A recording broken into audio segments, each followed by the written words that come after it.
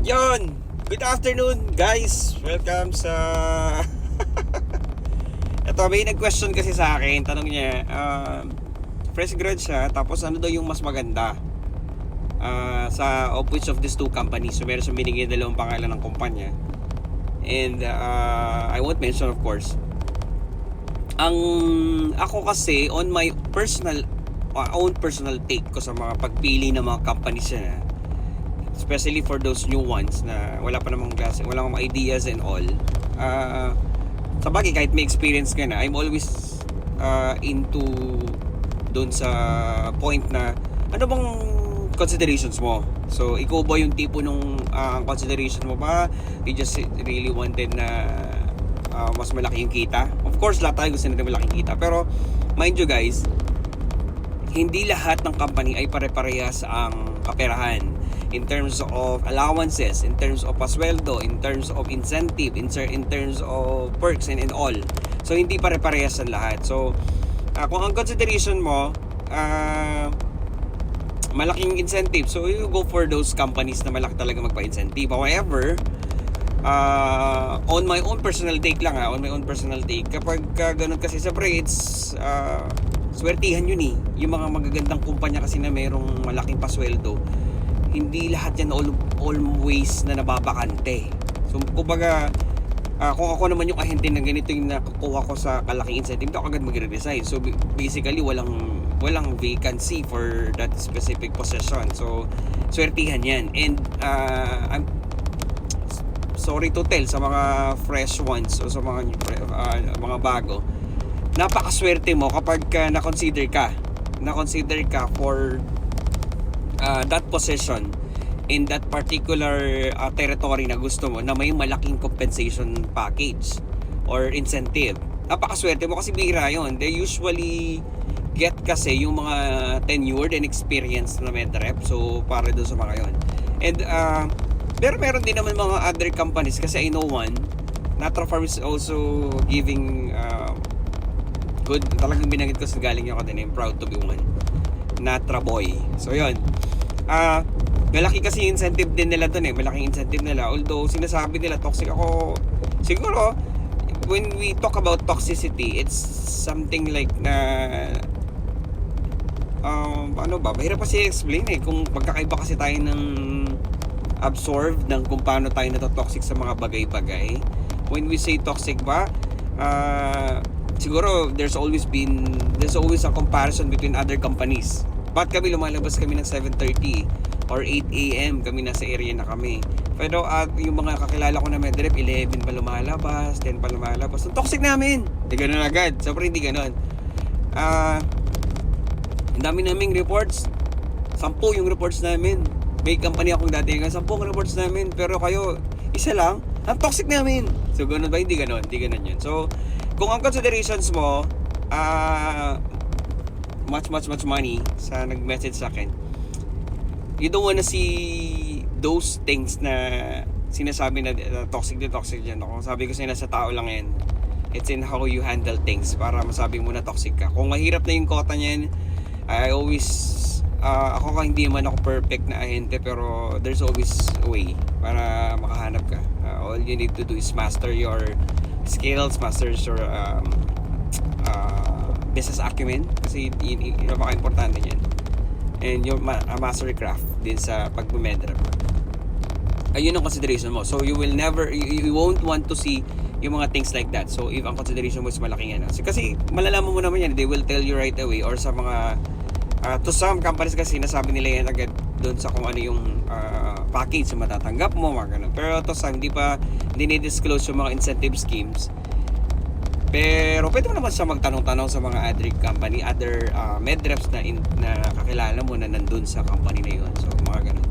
Or other considerations that you might want to look into is yung, sorry guys sa mga kasama ko medrep, conveniency.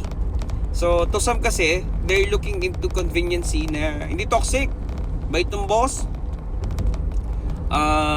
walang masyadong reports, walang ginagawa masyadong reports, konti lang yung calls. Conveniency yun. That's for conveniency.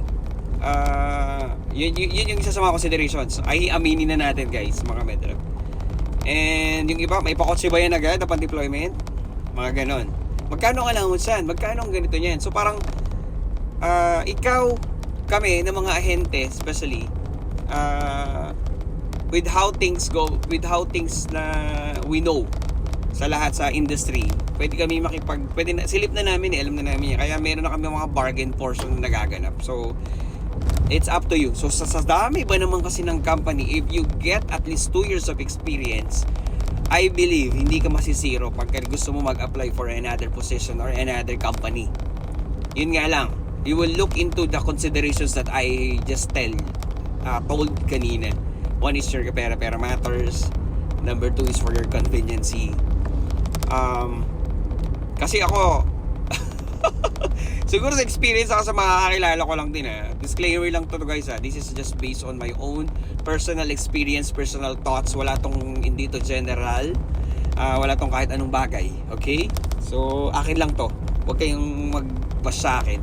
So ang iniisip lang ng iba kasi, ako iniisip ko yung pala ang nakikita ko kasi sa mga other medreps, diba? Or nakikita ko sa ugali namin na putya, napakabilis namin mag-decide in terms of to resign or not to. Kasi lumalakas loob namin, especially pagka medyo tumitinure ka na sa company. Toxic na rito sa company namin, kailangan ko nang lumipat. Ang nagiging isa na lang din sa pinaka-consideration mo when you are tenured reps is yung upgrade and downgrade ng company. So well, meron kasing local, may national lang level, meron multinational company. So, parang yung ego mo nilang din, may mga ganun I believe meron naman ako nakita mga na from multinational company, lumipat into local company. Sabi ko nga sa inyo, there are a lot of things that needs to consider. Na depende na talaga sa iyan. So yun, ganoon talaga mga medrep. Aminin na natin guys, ganyan tayo. So iniisip na lang talaga natin na lang yan, dati ako sa ganito, tapos sa ganito. Yung bang I also heard one sa kaibigan ko, putya, bumaba ng 10,000 yung sweldo ko pero okay lang, at least hindi ako toxic. Mga ganon. Tinanggap ko yun dahil ayoko na, pagod na ako, ayoko na toxic, mga ganun ang reason. Meron pa I also heard one na okay lang kahit na sobrang toxic na ito, ang daming ko namang pera dito, at least bayad na lang yung katoxican ko, tatanggapin ko na lang to kahit toxic to, sobrang ang laki kasi ng incentive, laki ng offer, so gagrab ko to, mga ganun. So ganun, mga ganung klaseng considerations. So ako, I strongly suggest to you, sister, na nagtanong sa akin, alamin mo kung ano bang consideration mo, or are you in need or in badly need ba ng in terms of finances. So kailangan mo ba ng malaking kita talaga, or okay ka naman sa buhay, just really wanted to have a job, mga ganon. So mga ganon. Well, I'm telling this kasi this is my own personal take lang din So kasi kung okay ka pa naman sa okay naman yung income mo, yung kaperahan sa buhay mo without you applying for any positions for the pharma industry, okay yan, go for a one sa ano na yan. So siguro ang consideration dyan, ako I strongly believe kung ano yung mas toxic doon ka dapat, kasi yun that will yield you to be a better and great medrep, gano'n. So para masapak agad, masanay ka sa laban ng pagiging medrep, kasi later on you can use that that experience, mga ganun. So I'm sorry guys, I'm not telling na go for your stepping stone. I'm not telling, kasi ako ganun ako, I'm telling you honestly, ganun ang ginawa ko. So from local to national to multinational, and then nung na-reach ko ni multinational, I am now into for the position. So position, nag-promotion na ang in-after ko. So sana meron kang napulot sa mga ideas ko. So pag-pray mo lang din kay Lord kung sino yung talagang maghihiwa na side. So yun lang, bye bye, ingat, bye.